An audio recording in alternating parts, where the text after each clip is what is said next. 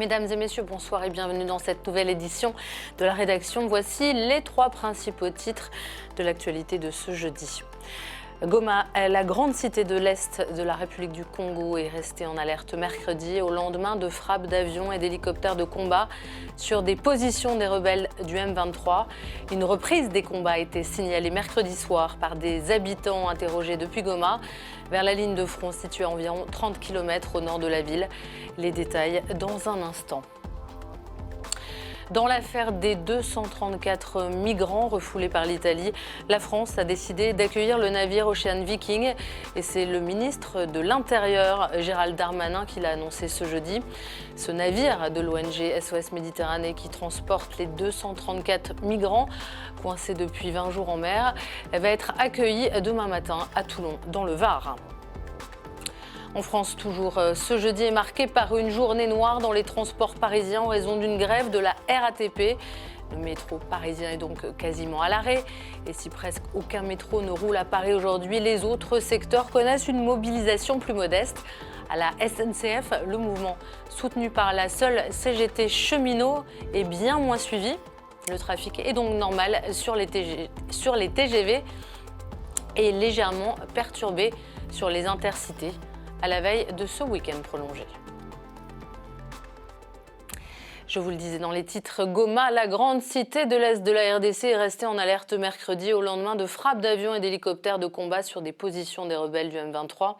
Après une journée sans affrontement, une reprise des combats a été signalée mercredi soir vers la ligne de front, située à 30 km au nord de la ville, sur la route nationale 2, au niveau de la localité de Rougari.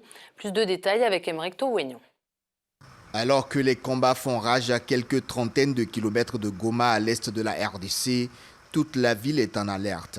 Mardi, des frappes aériennes de l'armée sur des positions des rebelles du M23 ont été signalées dans la localité de Rougari, non loin de la grande ville. Une escalade qui attise la crainte des populations. Il y a des détonations de bombes. L'armée pilonne les positions du M23 vers Boukima. Nous sommes fatigués. Un jour nous fuyons, le lendemain nous revenons. Ces bombardements créent un climat de terreur à Goma. Au lendemain de ces affrontements, la grande ville de l'Est reste vigilante. Depuis dimanche, des soldats de la MONUSCO et les forces de sécurité de la ville patrouillent dans les rues. Des hélicoptères et des avions de chasse survolent le ciel de la région. Objectif, sécuriser Goma face à l'avancée de la rébellion. La situation inquiète et préoccupe la communauté internationale. Mercredi, les chefs d'État kenyans et sud-africains ont évoqué la question lors de la visite de Cyril Ramaphosa au Kenya. Au cours de nos discussions, nous avons également abordé plusieurs questions touchant notre cher continent, notamment la situation en République démocratique du Congo, en Éthiopie, ainsi que le Sahara occidental. Nous sommes d'accord sur la nécessité de la paix et de la stabilité sur notre continent, ainsi que sur la fin des conflits au sein des États et entre eux. L'ONU a indiqué mercredi qu'au moins 180 000 personnes ont fui leur village depuis le 20 octobre, début de la nouvelle offensive du M23. Les patrouilles conjointes MONUSCO-police congolaise ne semblent pas rassurer les habitants de Goma qui accusent la force onusienne d'inefficacité face aux groupes armés qui pilulent dans l'est de la RDC. Et j'ajoute que le Parlement kényan a approuvé le déploiement de ces 900 soldats en RDC pour venir en aide au pays pour la lutte contre la rébellion du M23. Avec la fin de l'opération Barkhane, les réactions sont très mitigées au Niger. Une partie de la société civile et de l'opposition célèbre une victoire tout en exprimant de la méfiance. Écoutez. Nous avons dit, noir sur blanc, que nous n'avons pas besoin de la présence de la force française Barkhane au Niger. Parce que c'est une force qui est à la base de l'avènement du terrorisme au Sahel. Elle est à la base du problème, elle ne peut pas être une solution et responsable au problème. Voilà pourquoi nous exigeons le départ sans condition et immédiate de la force. Et le peuple nigérien, le peuple africain, le peuple sahélien va s'investir. Si Macron ne l'a pas encore compris, il le comprendra. Ils peuvent être réversés dans la Task Force Takuba, ils peuvent avoir un nouveau nom, une nouvelle opération au Sahel. Donc ça ne change rien. pour nous, c'est toujours les mêmes soldats qui sont là, ce sont les mêmes bases qui seront là. On considère que nous ne voulons pas de ces bases-là parce que jusque-là, nous n'avons pas de résultats probants. Nous nous posons des questions, à savoir, mais pourquoi ils s'entêtent à vouloir rester au Sahel? Je crois que leur présence est significative et ça ne peut que nous avantager. Nous souhaiterons qu'ils restent aux côtés de nos forces de défense et de sécurité pour assurer la sécurité du territoire. Et Dieu merci, aujourd'hui, on sait que vraiment l'accalmie est en train de revenir. Comparativement aux années, il y a 1 an ou 2 ans de cela, aujourd'hui, il faut le dire, vraiment Dieu merci, la paix commence à s'installer et on souhaite que ça continue. Partons maintenant pour la COP27 en Égypte, à Sharm el-Sheikh, où l'avenir de l'aide aux pays en développement divise les États. En effet, les discussions sur l'avenir de l'aide climat aux pays en développement ont officiellement débuté mercredi dernier sur fond de promesses non tenues et de divergences de points de vue sur les montants, mais aussi sur les origines et les affectations des sommes. Rappelons qu'en 2009, les pays riches avaient promis de porter les financements aux plus pauvres pour la réduction des émissions et l'adaptation au changement climatique à 100 milliards de dollars par an à partir de 2020. Or, selon les derniers chiffres contestés de l'Organisation de coopération et de développement économique, ils n'ont été que de 83,3 milliards à la date cible et les 100 milliards devraient être atteints d'ici 2023. Écologie toujours, je vous propose de partir à la rencontre de Chibeze Ezekiel. Il est aujourd'hui le champion du militantisme écologiste au Ghana. En effet, il est le fer de lance de la lutte pour les énergies vertes. Chibeze Ezekiel est connu notamment pour avoir empêché la construction d'une nouvelle centrale électrique à charbon dans son pays. On fait le point avec Laurent Leleu. L'Afrique contribue à moins de 3% à la pollution responsable du changement climatique, mais elle est la plus gravement touchée par la crise qui en découle en Afrique. Cette déclaration du président kényan lors de son discours à la tribune de la COP27, Chibeze Ezekiel ne l'entendra pas. À 4000 km des salons de Sharm el-Sheikh où se déroule la COP, ce militant pour le climat ghanéen n'a pas besoin de grands discours, parce que cette injustice climatique, il la subit quotidiennement. J'entends souvent dire que l'Afrique est responsable de moins de 3% des émissions de carbone pour toute l'Afrique. Et pourtant, c'est nous qui en subissons les premiers effets, ce qui signifie que nous avons besoin de plus de soutien, de plus de mécanismes d'adaptation pour pouvoir nous adapter à l'impact croissant des changements climatiques. Chibeze Ezekiel est le coordinateur de 350 G-Rock, une ONG environnementale locale affiliée au mouvement 350.org. Connu pour avoir résisté en 2013 face au gouvernement contre un projet de construction d'une centrale à charbon et d'un port, en 2016, il fera céder Accra, qui annoncera même 1 an plus tard que tous les nouveaux projets énergétiques seraient basés sur des énergies renouvelables. Comment nous industrialiser? En continuant à utiliser des combustibles fossiles ou en allant vers les énergies propres? Ce sont quelques-uns des problèmes auxquels nous devons faire face. Et l'Afrique, oui, veut se moderniser. Mais si vous voulez qu'on le fasse sans les combustibles fossiles, nous aurons besoin de la technologie nécessaire en ce qui concerne l'utilisation des énergies renouvelables ou propres. Pour avoir aidé à arrêter le projet de centrale à charbon dans son pays, Ezekiel reçoit en 2020 le prix Goldman pour l'environnement, une prestigieuse récompense pour les militants écologistes. Il continue d'encourager et de soutenir la participation des jeunes aux solutions climatiques par le biais de sa propre ONG, Strategic Youth Network for Development, une organisation qu'il a lancée en 2008.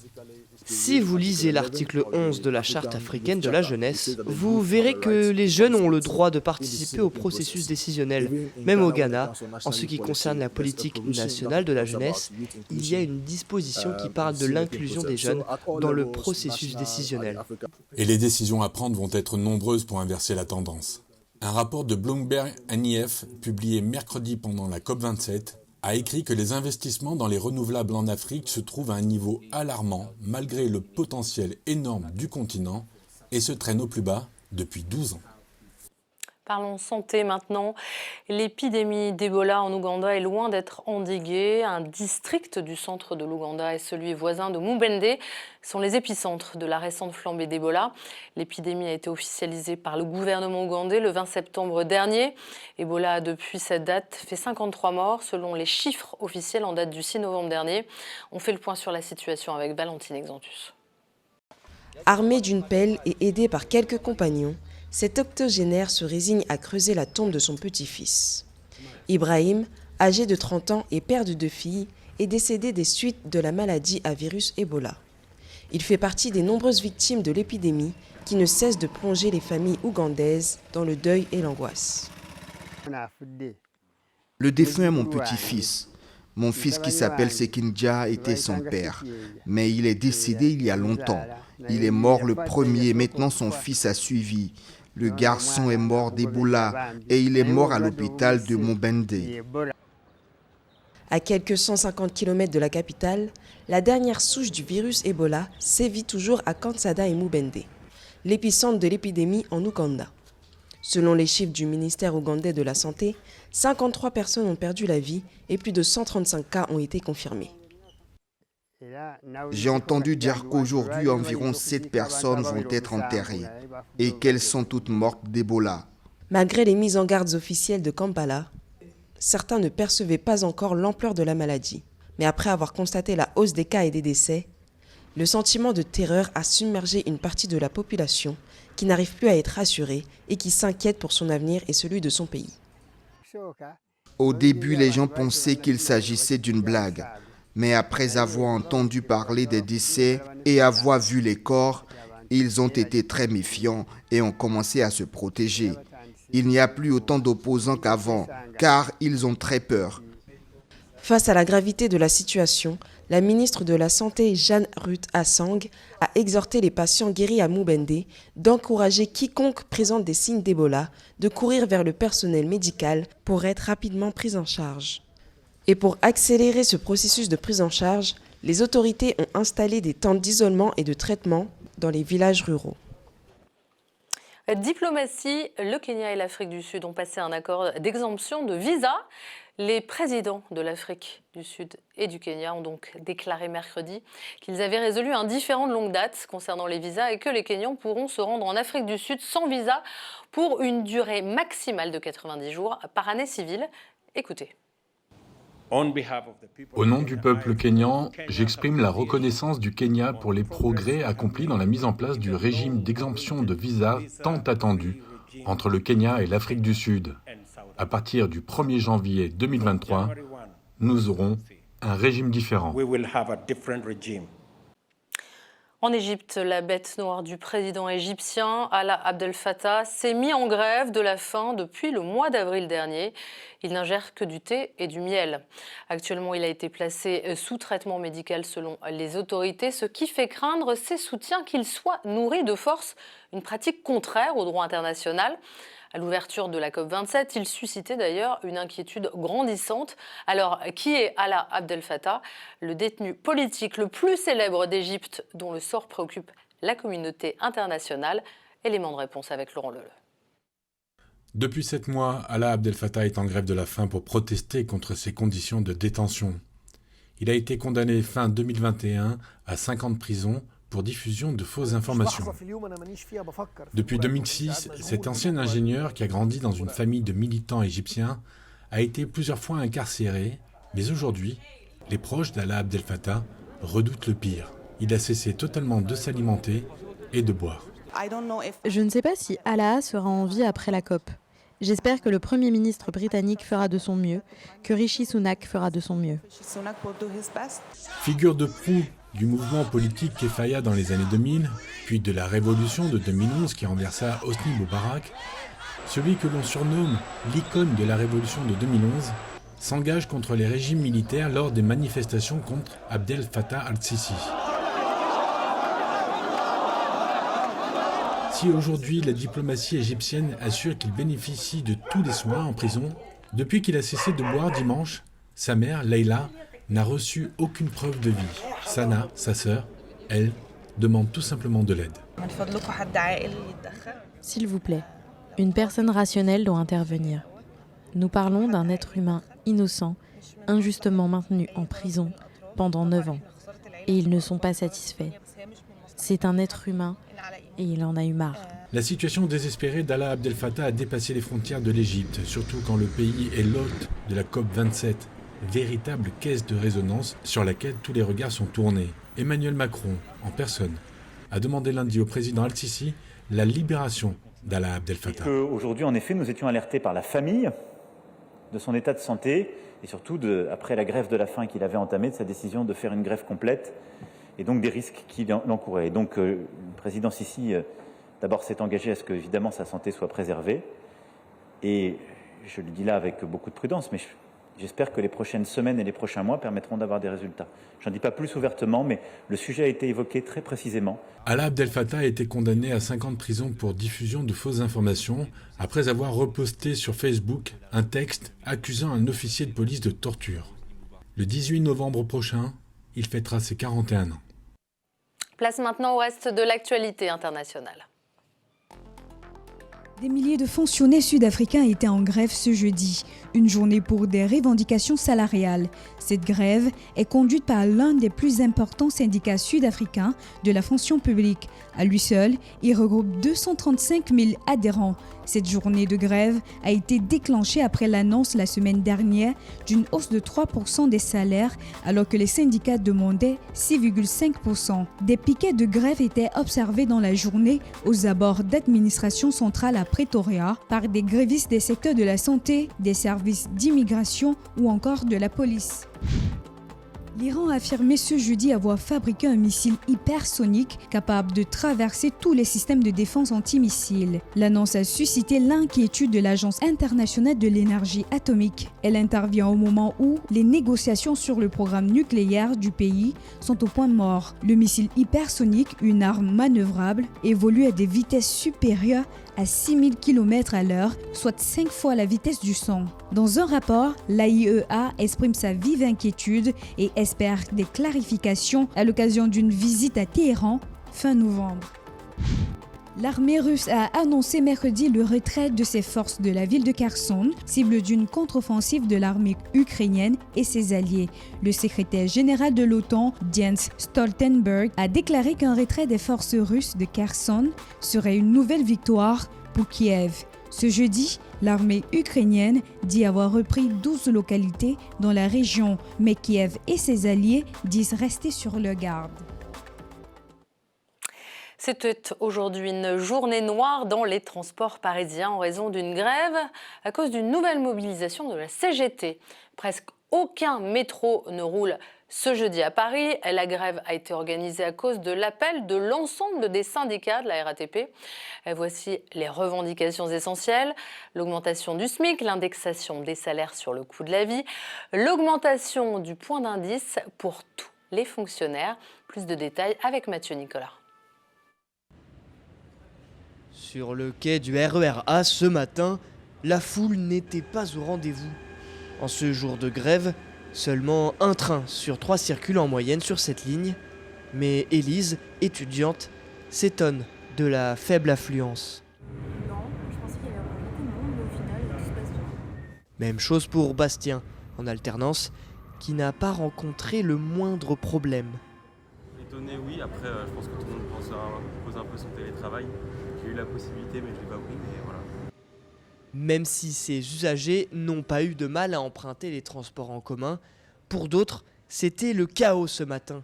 Comme sur ces images où à Saint-Denis, la station n'était pas ouverte. Les syndicats demandent une augmentation des salaires et une amélioration des conditions de travail via des recrutements. Prévus depuis longtemps par tous les syndicats du groupe, l'objectif de ce jeudi de mobilisation était clair: 0 métro, 0 RER. Alors en gros, nous on a calculé, c'est qu'il manque 300 € par mois, 300 € brut, bien sûr, on parle en brut, avec cotisation. On regarde des 13% en fait, d'inflation qu'il y a depuis 10 ans où on n'a pas eu d'augmentation de la valeur du point, un peu comme les fonctionnaires, la valeur de l'indice. Donc au moins 300 € sur 2022 avant d'entamer les négociations obligatoires de 2023. Et puis après, un recrutement. Eux, ils avaient envisagé de supprimer 2000 postes dans le cadre de l'ouverture à la concurrence d'ici 2025. Et ben, il va falloir encore une fois faire un moratoire et réengager à niveau les effectifs. Dans la journée, à l'appel de la CGT, des manifestants ont défilé dans les rues de la capitale avec un message clair: augmenter nos salaires, pas les actionnaires. Le navire humanitaire Ocean Viking devrait accoster demain matin au port militaire de Toulon. En réaction à ce choix du gouvernement de Giorgia Meloni en Italie de ne pas accueillir le navire et ses 234 migrants à son bord, la France suspend donc l'accueil prévu cet été de 3500 réfugiés actuellement en Italie. Le locataire de Beauvau a rappelé qu'un mécanisme européen permettait une relocalisation dans d'autres pays européens des réfugiés arrivés notamment en Italie dans le cadre du droit international et du droit de la mer. On fait le point sur la situation avec Valentine Exantus. Cet hélicoptère de l'armée de l'air qui atterrit vers l'hôpital de Bastia transporte 4 migrants évacués depuis le navire humanitaire Ocean Viking. Une évacuation sanitaire opérée par les militaires français. En raison du refus des autorités italiennes de laisser accoster et débarquer les 234 migrants coincés depuis 20 jours en mer, la tension est montée d'un cran entre la France et l'Italie. Et le gouvernement français a décidé de prendre la situation en main. Face à cette situation, les autorités françaises ont pris la décision à titre exceptionnel de pallier au comportement inacceptable du gouvernement italien et d'inviter le navire à rejoindre le port militaire de Toulon. Il devrait y arriver ce vendredi 11 novembre en début de matinée. À l'arrivée du navire, les autorités françaises assurent que toutes les mesures seront prises afin d'apporter une assistance sanitaire et médicale nécessaire aux passagers du navire dont les vies semblent désormais en danger. La situation humanitaire à bord du navire Ocean Viking, qui navigue actuellement en Méditerranée, avec 234 personnes secourues en mer à bord, dont 57 enfants, et il y a désormais plus de 15 jours qui désormais naviguent, appelle une action désormais immédiate. Chaque heure supplémentaire de navigation fait désormais courir des risques très importants pour la vie de certains de ses passagers. La France, qui affirme avoir pris la décision d'accueillir l'Ocean Viking à titre exceptionnel, précise qu'un tiers des migrants à bord seront relocalisés en France, un autre tiers en Allemagne, et ceux qui ne répondront pas aux critères du droit au séjour ou de l'asile seront reconduits directement. Dans la foulée, le ministre français de l'Intérieur a annoncé la suspension d'un accord de répartition des réfugiés avec Rome et le reste de l'Union européenne. On termine ce journal avec du football. Les Lions indomptables du Cameroun ont affronté hier les Reggae Boys de la Jamaïque au stade Amadou Ahidjo de l'Omnisport à Yaoundé. Un match qui compte pour la Coupe du Monde au Qatar 2022. Quelques heures après ce match amical qui s'est soldé par un score d'1 but partout, le sélectionneur du Cameroun, Rigobert Song, a dévoilé sa liste officielle. 26 joueurs, dont 24 titulaires et 2 locaux, ont été retenus pour défendre les couleurs du vert rouge jaune durant ce grand rendez-vous sportif, dont le coup d'envoi est prévu pour le 20 novembre prochain. Décryptage avec nos équipes au Cameroun, Gaël Jakam et Cyril Nguijoy. C'est désormais officiel. Voici les 26 lions indomptables du Cameroun, sélectionnés pour le Mondial Qatar 2022. La liste rendue publique hier par le sélectionneur national Rigobert Song au cours d'un point de presse met en avant 3 gardiens, dont André Onana, Davis Epassi et Simon Gapandouane-Bou. 7 défenseurs, au rang desquels Faye Collins, Nicolas Nkolo, Enzo Ebossé, Olivier Mbaizo, Nuhuntolo, Jean-Charles Castelletto et Christopher Wu. 6 milieux de terrain, notamment Oumouguet, Martin Onla, Gaël Ondoa, Zambo Anguissa, Koundé Malong et Olivier Cham. Et enfin, 10 attaquants à savoir Vincent Aboubakar, Brian Mbemo, Jean-Pierre Samé, Mouminga Maleu, Karl Toko Ekambi, Choupo-Moting, Soyibou Marou, Georges Kevin Koudou, Christian Bassogog et Ngom Bikele. Un choix certes apprécié, mais qui ne fait pas l'unanimité auprès des supporters. Personnellement, je n'ai aucun regret. Et je pense que tous ceux-là qui vont aller au Qatar apporteront quelque chose au Cameroun, surtout qu'on ne peut pas faire les figurants. Parmi les surprises, l'on remarque l'entrée dans la tanière de 2 joueurs locaux appelés pour leur toute première fois, Soyibou Marou et Ngom Bikele, évoluant respectivement à Coton Sport des Garois et Colombe du Djaïlobo.